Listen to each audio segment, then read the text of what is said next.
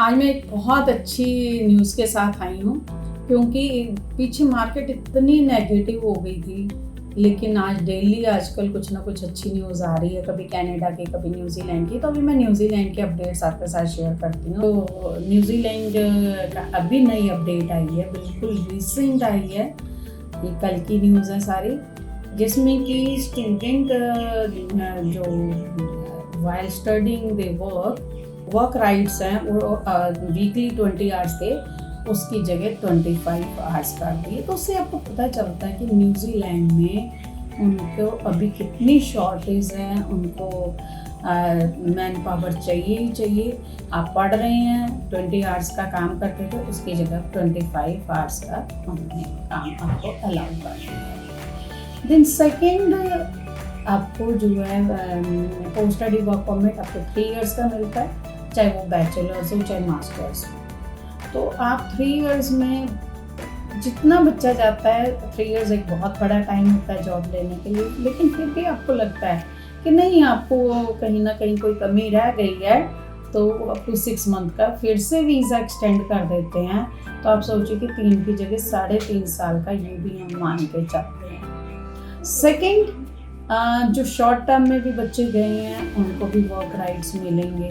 तो ये बहुत सारी अपडेट्स इतनी अच्छी आई हैं कि स्टूडेंट्स तो अब कहते हैं कि न्यूजीलैंड ही जाना है, और क्यों ना जाएं, because you are paying the fee after visa. आपको वीज़ा से पहले नहीं देनी है, तो आपका कोई लॉस नहीं होता है। आपका 1-2 साल का गैप है, अगर वो जस्टिफाई हो रहा है तो वो भी एक्सेप्टेबल है। अभी देखो, आने वाले टाइम में जो है न्यूजीलैंड हाई कमीशन वीज़ा बहुत अच्छे से खोलेगा, क्योंकि अभी पिछले कुछ टाइम से वीज़ा सक्सेस रेट बहुत ही अच्छा चल रहा है। लेकिन जो भी मैंने अभी आपको अपडेट्स बताए हैं वो नवंबर से अप्लाई होंगे। तो अभी जो बच्चे फाइल लगा रहे हैं वो अब जो भी इंटेक में जाएंगे, जाते नवंबर से सबके ये एप्लीकेबल हो जाएगा। तो जो बच्चे वहाँ चले गए हैं उनको भी एप्लीकेबल है, ये नहीं कि आपने फाइल पहले लगाई है तो आपको एप्लीकेबल नहीं है। अब बच्चे जो ज़्यादातर जाते हैं वो ग्रीन लिस्ट कोर्सेज में जाते हैं। मैं 2-3 चीज़ें आपको बताऊंगी न्यूजीलैंड की, कि न्यूजीलैंड में एक तो ग्रीन लिस्ट है। जिस ग्रीन लिस्ट में क्या है कि आपको जो परमानेंट रेजिडेंसी है वो बहुत इजीली मिलती है। अब जो आईटी के कोर्सेज हैं, कंस्ट्रक्शन है, इंजीनियर्स हैं, हेल्थ केयर है, एजुकेशन है, वो सारे ही आपके ग्रीन लिस्ट में आते हैं।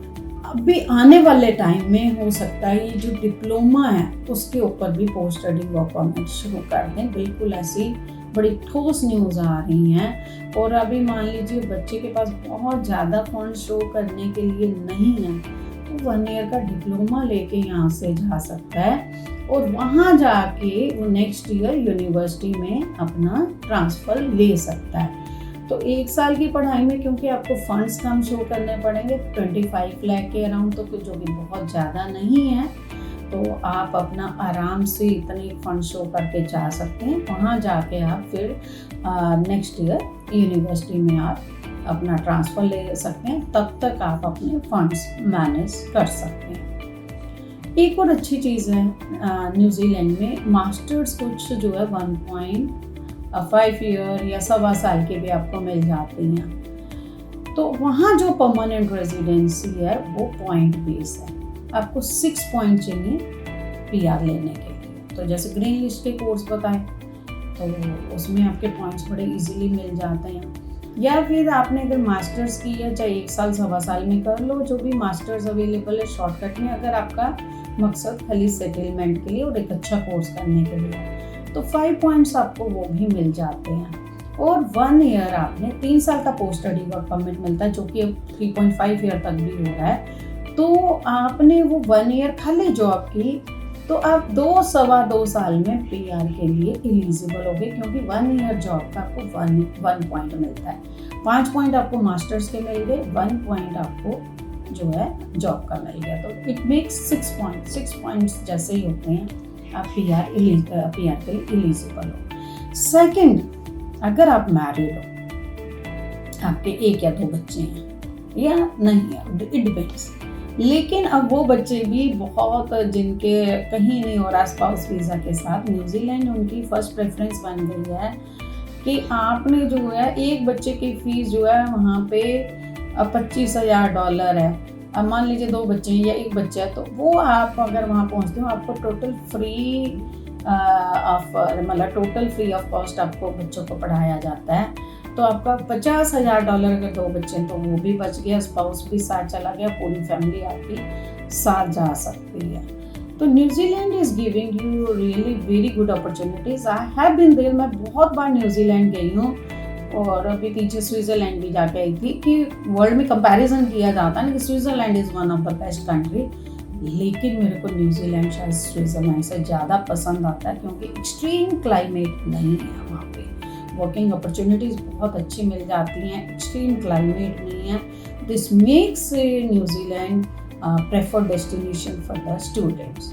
अब आपका जब IELTS 6 बैंड मिनिमम चाहिए, परसेंटेज 60% तो चाहिए ही चाहिए, लेकिन आपको इनके साथ प्लस पॉइंट्स क्या मिलते हैं कि आपको जो फीस वीज़ा के बाद देने के लिए फंड शो करने हैं। 25 लाख अगर +2 की है, 1 साल का डिप्लोमा लेते हो तो आपको ऑलमोस्ट 25 लाख शो करने हैं। लेकिन आप 3 ईयर की बैचलर लेते हो तो आप अपना एजुकेशन लोन साथ में करा के तो वो भी फंड शो कर सकते हो, क्योंकि इस टाइम सक्सेस रेट बहुत ज़्यादा अच्छा है। खाली 1 ईयर का आपको लिविंग दिखाना होता है, बाकी फीस दिखानी होती है, तो वो कैलकुलेशन करके whatever comes you have to show that. But news अच्छी है, तो I think this is the good opportunity for the New Zealand visa, and for more information you can contact us. Thank you so much.